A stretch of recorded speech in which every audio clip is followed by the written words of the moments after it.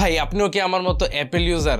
তাইলে আপনার পেইনটা আমি বুঝি। অ্যাপ স্টোর থেকে পেইড অ্যাপস পারচেস করা, আইক্লাউড স্টোরেজ পারচেস করা, এগুলো একান্তই জরুরি কিছু নিডস। আবার অনেকে অ্যাপেল মিউজিকও ইউজ করতে পছন্দ করেন। এইসব পেইড সার্ভিসেস গুলো ডলার দিয়ে পারচেস করা যেন একটা মহা হ্যাসেল। কই থেকে নিবেন, কাকে ট্রাস্ট করবেন, এমনকি টাকার পাশাপাশি নিজের অ্যাকাউন্টও কিন্তু এখানে একটা রিস্কে এসে যায়। তো আসলে এই ক্ষেত্রে সলিউশনটা কি?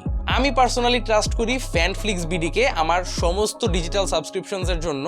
তারা 2017 সাল থেকে ডিজিটাল সমস্ত ধরনের সাবস্ক্রিপশনস এন্ড গিফট কার্ডস নিয়ে কাজ করছে।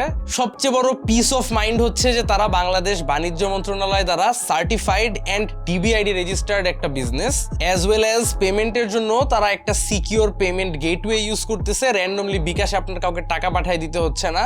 একদম অ্যাপেলের গিফট কার্ডস থেকে শুরু করে প্লে স্টেশন, স্টিম কিংবা এক্সবক্স গিফট কার্ডস ইত্যাদি সবকিছুই এক জায়গায় পেয়ে যাচ্ছেন ফ্যানফ্লিক্স বিডির কাছে।